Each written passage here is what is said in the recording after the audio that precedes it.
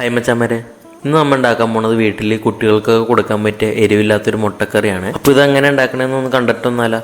വാ, ആദ്യമേ ഒരു 5-6 കോഴിമുട്ട എടുത്തിട്ട് നമുക്ക് ബോയിൽ ചെയ്യാൻ വെക്കാം.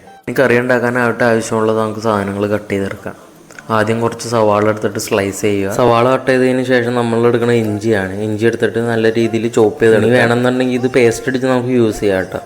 അത് ഓരോരുത്തർക്ക് എന്താണ് താല്പര്യം എന്ന് വെച്ചാൽ അതേപോലെ ചെയ്യാം. അതിന് ശേഷം വെളുത്തുള്ളി എടുത്തിട്ട് നല്ലപോലെ ചോപ്പ് ചെയ്തെടുക്കാം. ഇനി നമ്മൾ എടുക്കുന്നതെന്ന് പറഞ്ഞിട്ടുണ്ടെങ്കിൽ തക്കാളിയാണ്. തക്കാളി എടുത്തിട്ട് ചെറിയ ക്യൂബായിട്ട് നമുക്ക് കട്ട് ചെയ്തെടുക്കാം. ഇതെല്ലാം കട്ട് ചെയ്ത് വെച്ചതിന് ശേഷം ഒരു പാനിലോട്ട് വെളിച്ചെണ്ണ ഒഴിച്ചിട്ട് അത് ചൂടായി കഴിഞ്ഞ് കഴിയുമ്പോൾ നമുക്ക് വലിയ ജീരകം ഇട്ട് കൊടുക്കാം.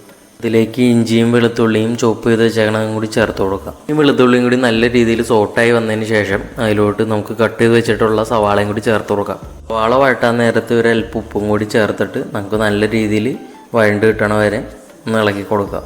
എന്തെങ്കിലും ഒരു പാത്രം വെച്ചിട്ട് ചെറുതായിട്ട് മൂടി കൊടുക്കുകയാണെന്നുണ്ടെങ്കിൽ സവാള പെട്ടെന്ന് വഴണ്ട് കിട്ടും. സവാള ഒന്ന് കുക്കായതിന് ശേഷം നമുക്ക് അതിലോട്ട് പച്ചമുളകും കറിവേപ്പിലയും കൂടി ചേർത്ത് കൊടുക്കാം. ഒട്ടും എരിവ് വേണ്ടാന്നുള്ളവരാണെങ്കിൽ പച്ചമുളകും കൂടി ഒഴിവാക്കും. സവാളയും പച്ചമുളകും എല്ലാം നല്ല രീതിയിൽ കുക്കായി വന്നതിന് ശേഷം അതിലോട്ട് ഒരല്പം മഞ്ഞൾപ്പൊടിയും കുറച്ച് മല്ലിപ്പൊടിയും കൂടി ചേർത്ത് കൊടുക്കാം. കൂട്ടത്തിൽ ഒരല്പം ഗരം മസാലയും കൂടി ചേർത്ത് കൊടുക്കാം.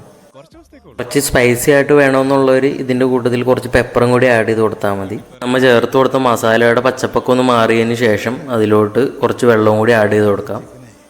നമ്മൾ ഒഴിച്ച വെള്ളം നല്ല രീതിയിൽ തിളച്ചു വന്നതിന് ശേഷം അതിലോട്ട് നല്ല കട്ടിയുള്ള തേങ്ങാപ്പാലും കൂടി നമുക്ക് ചേർത്ത് കൊടുക്കാം. തേങ്ങാപ്പാൽ നമ്മൾ എടുക്കുമ്പോൾ കുറച്ച് തിക്കായിട്ട് തന്നെ എടുക്കാനായിട്ട് നോക്കണം. കാരണം അല്ലെങ്കിൽ കറി നല്ല രീതിയിൽ ലൂസായി പോകാനായിട്ടുള്ള ചാൻസ് ഉണ്ട്. തേങ്ങാപ്പാലൊക്കെ ഒഴിച്ച് കറി നല്ല രീതിയിൽ കുറുകി വന്നതിന് ശേഷം നമ്മൾ നേരത്തെ കട്ട് ചെയ്ത് വെച്ചിട്ടുള്ള തക്കാളിയും കൂടി ചേർത്ത് കൊടുക്കാം. നമ്മൾ നേരത്തെ ബോയിൽ ചെയ്ത് വെച്ചിട്ടുള്ള കോഴിമുട്ടയും കൂടി ഇതിൽ ആഡ് ചെയ്ത് കൊടുക്കുന്നതോടുകൂടി നമ്മളുടെ എരിവില്ലാത്ത മുട്ടക്കറി റെഡി ആയിട്ടുണ്ട്. ഈ ഒരു കറി നമുക്ക് ഏതിൻ്റെ ഒപ്പം വേണമെങ്കിലും അത്യാവശ്യം നല്ല രീതിയിലുള്ള കോമ്പിനേഷൻ ആയിരിക്കും കേട്ടോ. ഞാനിവിടെ എടുത്തേക്കണത് ചപ്പാത്തിയാണ്. നിങ്ങൾക്ക് ഇഷ്ടമുള്ള എന്താണെന്ന് വെച്ചാൽ എടുക്കാം. എല്ലാത്തിൻ്റെ ഒപ്പം അടിപൊളിയായിരിക്കും. അപ്പോൾ ഇത് അറിയാവുന്നവർ ഒത്തിരി പേരുണ്ടാവും. അറിയാത്തവർക്ക് വേണ്ടിയിട്ടുള്ളൊരു വീഡിയോ ആയിട്ട് ഇത് കണ്ടാൽ മതി. അപ്പോൾ വീഡിയോ ഇഷ്ടപ്പെട്ട് കഴിഞ്ഞാണെങ്കിൽ എല്ലാവരും സപ്പോർട്ട് ചെയ്യണം. Love you all.